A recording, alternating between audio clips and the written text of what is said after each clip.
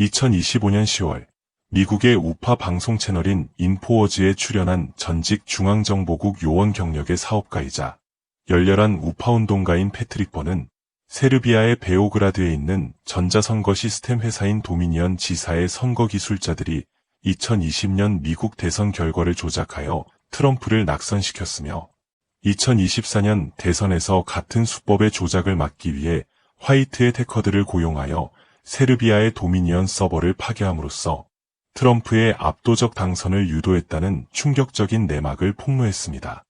그보다 앞선 9월 말 부정선거 척결 운동가 티나 피터스의 더 트루스 매털스 쇼에서 공개된 선거기술회사 스마트매틱의 한 베네수엘라 내부 고발자 또한 2020년 미국 대선 결과가 도미니언 세르비아 지사의 데이터 기술자들에 의해 조작되었다고 폭로한 바 있습니다. 그러나 도미니언 세르비아 지사의 미국 선거 개입 의혹은 오래전부터 제기되어 온 부정선거 이슈입니다. 그렇다면 도미니언 세르비아 지사와 미국 부정선거 세력의 결탁 관계는 언제부터 시작되었을까요? 한 내부 고발자에 따르면 2009년 5월 20일 당시 오바마 정권의 부통령이었던 조 바이든은 민주당이 도미니언의 선거기계를 장악하도록 하는 계획을 실행하기 위해 직접 세르비아를 방문했습니다. 미국의 유명한 우파 뉴스 앵커인 알렉스 존스가 2019년 개설한 뉴스 웹사이트인 내셔널 파일의 2020년 11월 23일자 기사에 따르면 여성 민주당원이자 선거 공정성 및 기술 전문가로서 당시 캐나다 토론토의 도미니언 본사와 사무실을 공유하는 타이드 재단 관계자들을 위해 일하고 있던 다나 질 심슨은 바이든의 2009년 세르비아 방문의 주요한 목적 중 하나가 세르비아 해커들을 포섭하기 위한 것이었다고 폭로했습니다.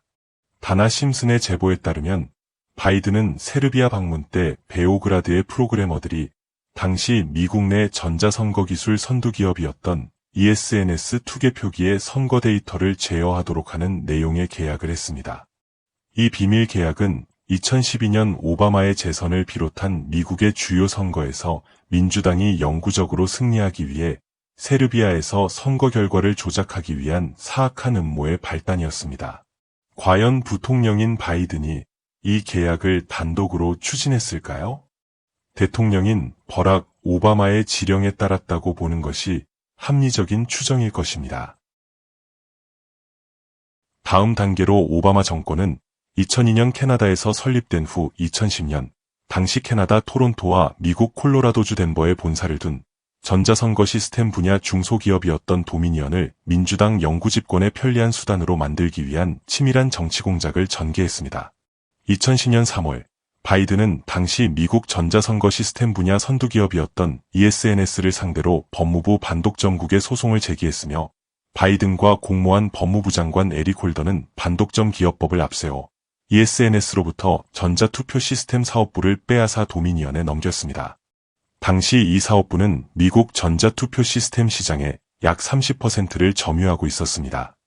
오바마 정권의 이러한 기업 강탈 과정에서 바이든은 ESNS의 기업 소유 지분 절반 이상을 도미니언의 세르비아 프로그래머들에게 양도하도록 강요했습니다. 나아가 2주 후인 2010년 4월 도미니언은 당시 영국에 본사를 둔 전자투표 시스템 제조회사인 스마트매틱의 미국 자회사인 세코이아까지 인수함으로써 불과 2달 만에 미국 2위의 전자선거 시스템 회사로 등극했습니다. 주지하듯이 2000년 베네수엘라에서 설립된 스마트매틱은 2004년 베네수엘라의 독재자 대통령 우고 차베스의 국민 소환 투표를 조작한 이후 베네수엘라는 물론 전 세계의 수많은 선거를 조작해온 악명 높은 기업으로서 2006년 당시 미국 최대의 전자투표 시스템 회사였던 세코이아를 인수하면서 미국에 진출했습니다. 이후 2010년 도미니언이 스마트매틱의 자회사인 세코이아를 인수하면서 SAS 데이터 유틸리티라고 불리는 스마트매틱의 선거 조작용 소프트웨어가 세코이아를 거쳐 도미니언에 이식되었습니다. 바이든의 세르비아 방문과 오바마 정권이 주도한 강제적 기업 인수합병 과정을 통해 선거 조작을 위한 모든 조건이 갖추어졌으며 오바마 정권은 미국 내 의혹의 시선을 피하고 조작의 흔적을 숨기기 위해 도미니언의 세르비아 지사에서 원거리 데이터 통신을 통한 선거 조작을 기획했습니다. 그 결과 도미니언은 4달 뒤 열린 중간 선거는 물론 2012년 오바마와 바이든의 재선 승리에 기여했습니다. 2016년 대선에서도 도미니언은 1600개의 관할 선거구에서 7천만 명의 유권자들을 대상으로 선거 서비스를 제공했습니다. 그러나 힐러리 클린턴이 민주당 후보로 나선 2016년 대선에서는 미국 백인 중산층의 열렬한 지지를 받은 공화당 후보 도널드 트럼프의 압도적인 득표로 인해 도미니언의 선거 조작은 힘을 발휘하지 못했습니다. 예상치 못한 대선 패배에 당황한 오바마 정권은 적반하장으로 푸틴과 러시아가 트럼프의 승리를 위해 2016년 미국 대선에 개입했다는 음모론을 날조하여 트럼프의 당선을 무효화시키려 했습니다. 러시아 게이트로 불리는 이 음모론은 대선 직후인 2016년 12월 오바마의 지령에 따라 국가정보국장 제임스 클래퍼와 중앙정보국장 존 브레넌이 주동하여 허위로 날조한 2017년 1월의 특별조사보고서에 기초합니다. 이를 근거로 민주당은 3년간에 걸친 로버트 뮬러 특별검사의 러시아 게이트 조사를 통해 트럼프의 탄핵을 위한 집요한 공작을 벌였습니다. 그러나 아무런 혐의도 발견되지 않았습니다. 트럼프의 치열한 독주에 절치부심하던 민주당은 2020년 대선에서 국제 부정선거 카르텔을 총동원한 선거 사기를 통해 민주당 후보 조 바이든의 당선을 조작해냈습니다. 여기에는 세르비아 도미니언 지사의 프로그래머들이 수행한 선거 데이터의 전산 조작 외에도 2019년 말 중국에서 기획되어 발생한 우한 폐렴 바이러스를 명분으로 한 우편투표의 강요와 그에 따른 우편투표지의 대량 불법 매매와 수확 및 조작, 가짜 우편투표지와 부재자 투표지의 대량 투입 등 온갖 부정행위가 자행되었습니다. 2020년 대선에서는 대부분의 경합주를 포함한 28개 주에서 미국 유권자의 40% 이상을 대상으로 도미니언 투표기가 사용되었습니다. 민주당을 중심으로 한 국제 부정선거 카르텔의 이러한 사기 선거에 대해 트럼프 후보 진영은 도미니언 소프트웨어에 의한 투표 집계의 전산 조작과 외국 서버를 통한 개표 결과 조작 의혹을 강하게 제기했습니다.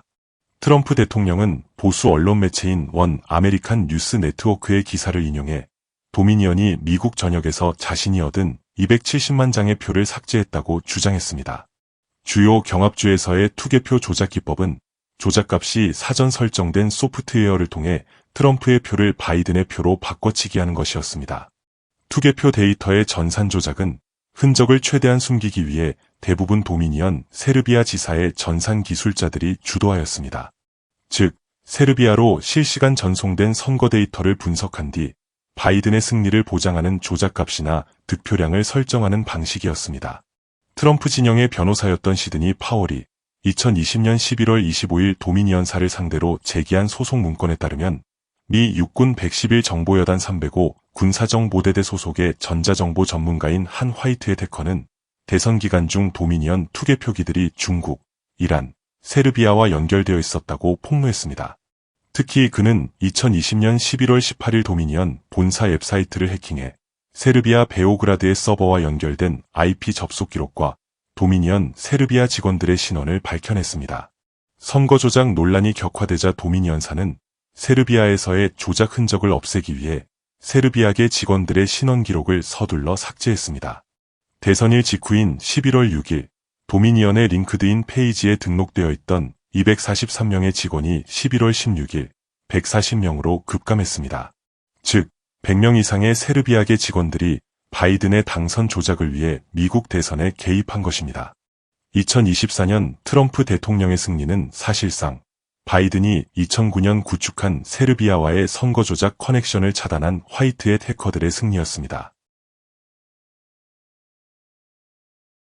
PDX였습니다. 시청해주셔서 감사합니다.